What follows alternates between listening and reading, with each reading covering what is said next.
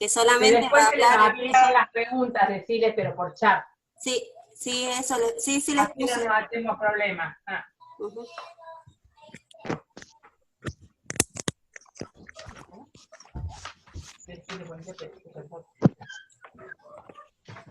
Buen día, chicos. Sé que escuchan todos, pero ustedes no pueden hablar. Ponelo en grande después, Berito, La copa, Vero. Sí, sí, ahora.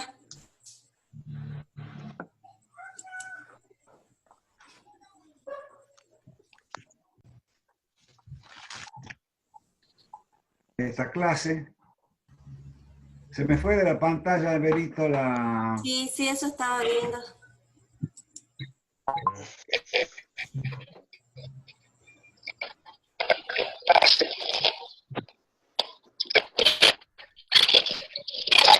Ya. Ahora, Ahora sí, Ahí si se lo ve. pones en grande, mejor. ahora le pongo ahora pongo en grande.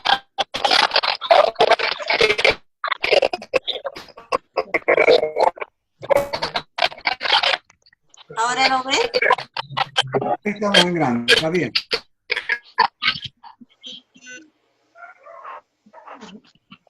Bueno, comenzamos entonces, Vero. Sí, sí, comencemos. Bueno, buenos días, chicos, de nuevo.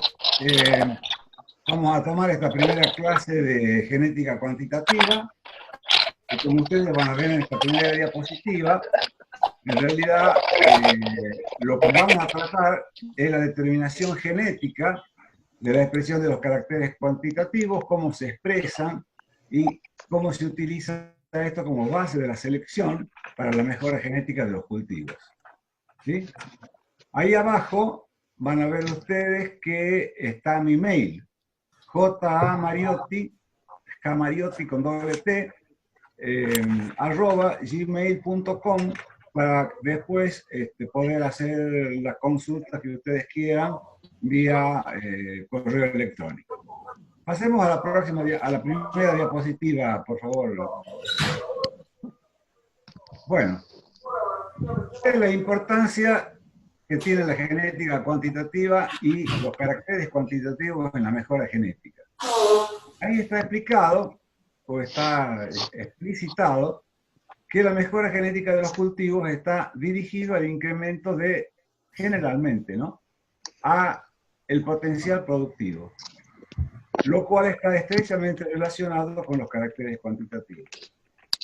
Lo importante de resaltar es que estos componentes cuantitativos son de arquitectura muy compleja en su determinación, de tal manera que desembocan en el fenotipo, digamos. Esta expresión final está determinada por una combinación, además, de efectos genéticos y ambientales. Estos efectos genéticos y ambientales se presentan en proporciones y en pesos relativos diversos y la mayor parte de las veces son difíciles de pronosticar. La próxima, Vero.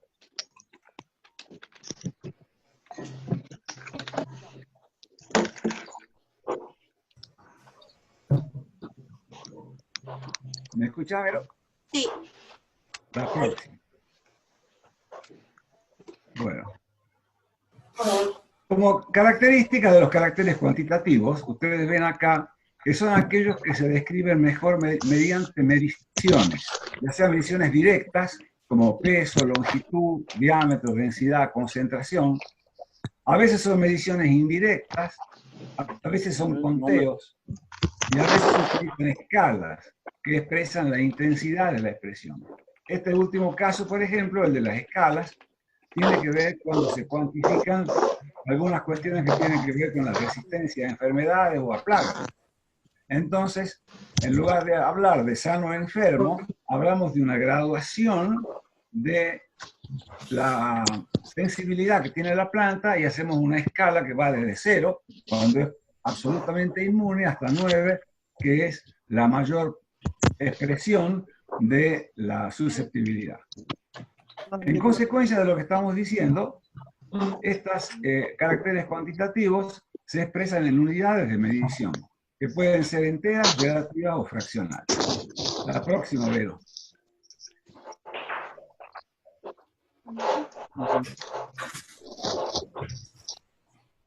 Bien.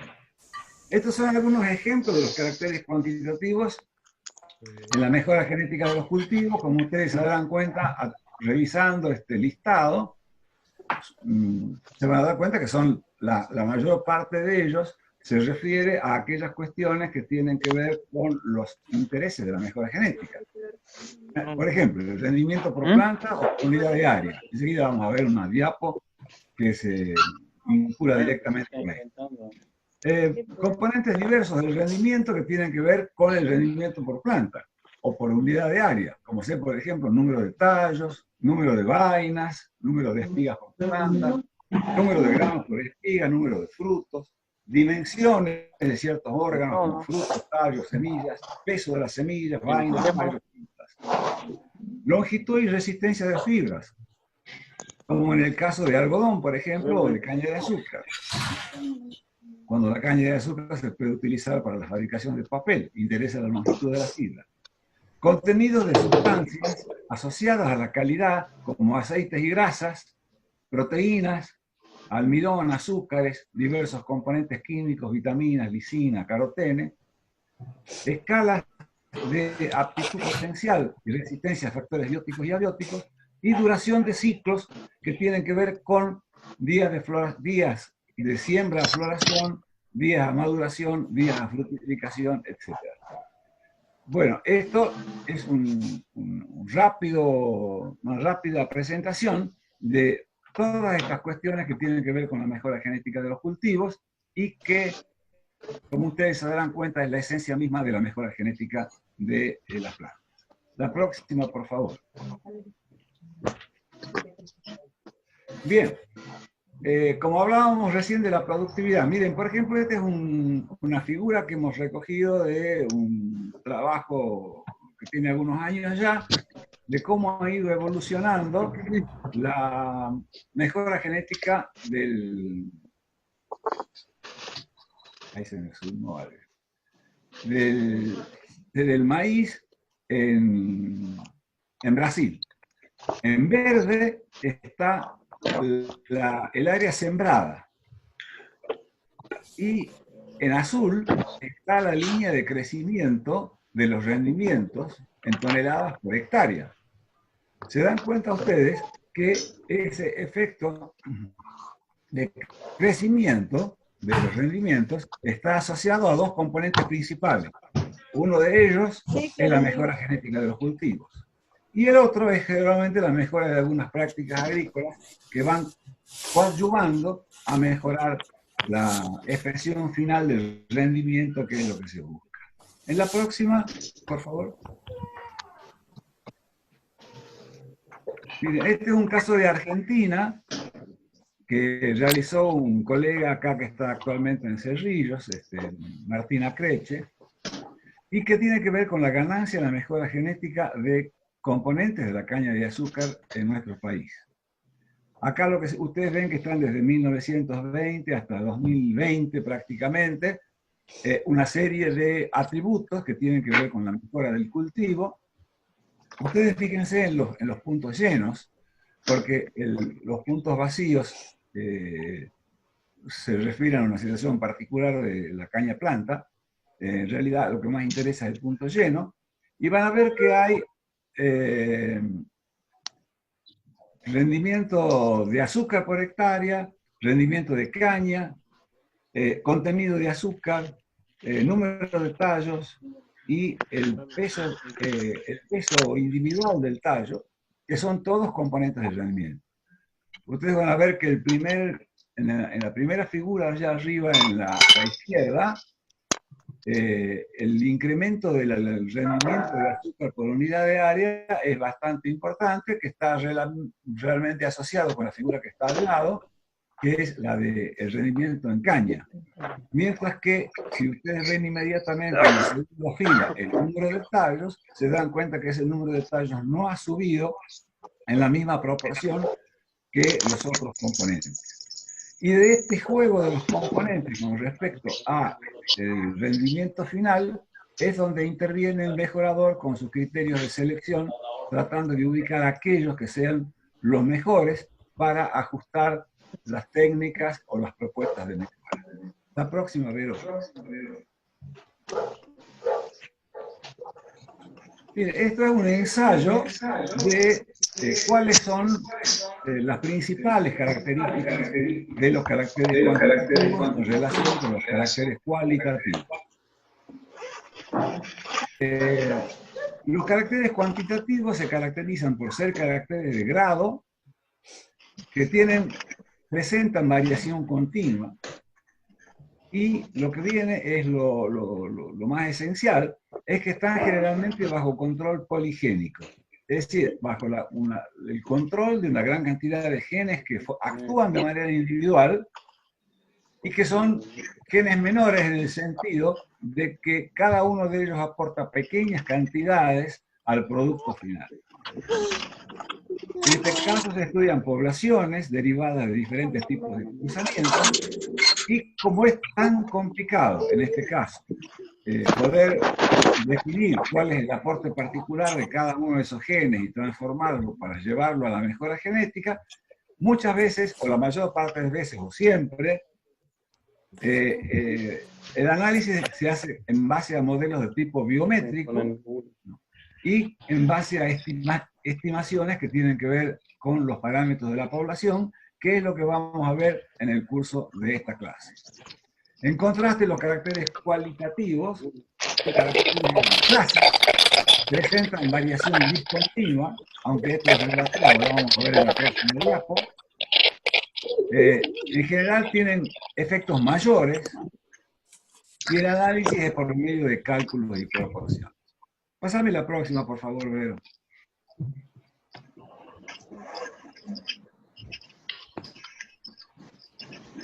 Buen día, profe, disculpe. Una ilustración de cómo es esto de los caracteres cualitativos versus los cuantitativos. Fíjense, al lado izquierdo de la figura, en la parte superior dice, esto se refiere a un carácter que tiene que ver con la resistencia a una enfermedad, ¿no? Y en la parte derecha después vamos a ver otro que se refiere al color de la flor, que son dos caracteres principalmente o esencialmente cualitativos. Sin embargo, esta cualidad se puede de alguna forma relacionar con algunas situaciones genéticas subyacentes que le da continuidad. Fíjense, el caso de la resistencia a enfermedades, hay un sector de la figura que se refiere a los caracteres, a la susceptibilidad, y otro que se refiere a la resistencia. Y abajo hay una distribución normal, cuasi normal, de aquellas condiciones de susceptibilidad y de resistencia, de acuerdo a la acumulación de posiblemente algunos genes que están actuando sobre la susceptibilidad o la resistencia. O sea que esto se puede ver de dos maneras.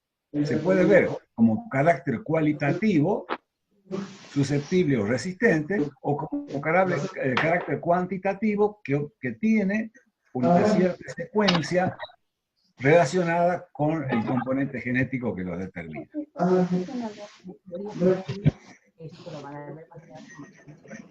Claro, acá me está diciendo la ingeniera Colavino que estas cuestiones van a ser motivo de un tratamiento especial después en la materia, que tiene que ver con el tema de las resistencias a las enfermedades, y esto se refiere al asunto que se conoce como resistencia vertical.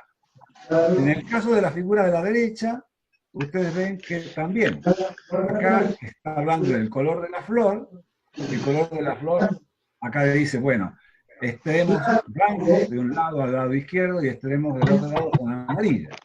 Sin embargo, puede haber una graduación de la coloración de la flor que está asociada a algún componente genético que se va acumulando y que se puede relacionar con los caracteres cuantitativos también. O sea que, con relación ahora a la slide, a la diapositiva anterior, se dan ustedes cuenta que esto de definir los caracteres como cuantitativos o cualitativos es relativo. Porque, por ejemplo, un carácter cuantitativo típico, como ser la altura de la planta, que se puede medir en centímetros, del suelo hasta la última, hasta el último nudo, se puede también tomar como si fuera un cualitativo y decir, bueno, son plantas bajas, medianas o altas. Y entonces esto también es una aproximación válida.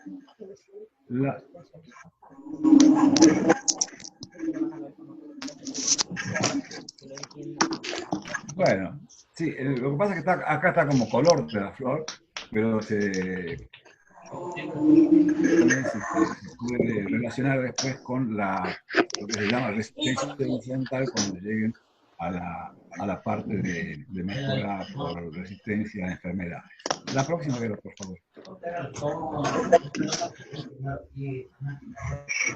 Bueno, como decía recién, la expresión de los caracteres cuantitativos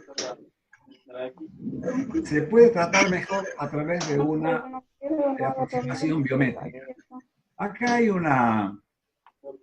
digamos, un listado progresivo de aquellas características que tienen que ver con los polígenos.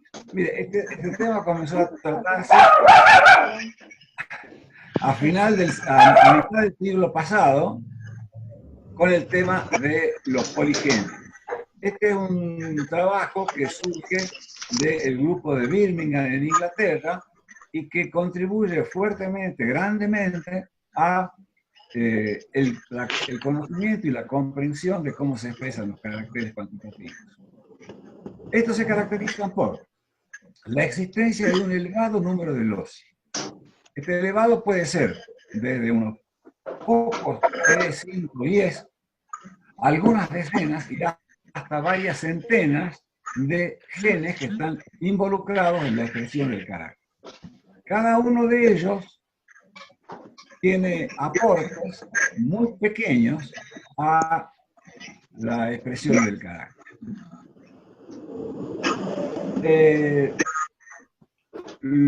La cuestión que es vital es que, como consecuencia de esto, varios genotipos diferentes pueden conducir a un mismo y único fenotipo, mientras que un mismo fenotipo puede corresponder a diferentes genotipos. Hay una fuerte influencia ambiental y se concibe como posible, y como generalmente ocurre, una fuerte acción pleiotrópica por la cual los genes que actúan sobre la expresión de un carácter, paralelamente actúan también sobre la expresión de otros caracteres cuantitativos o no cuantitativos. Todo esto lo vamos a ir viendo en la medida que progresemos en la materia. La próxima, por favor, Vero.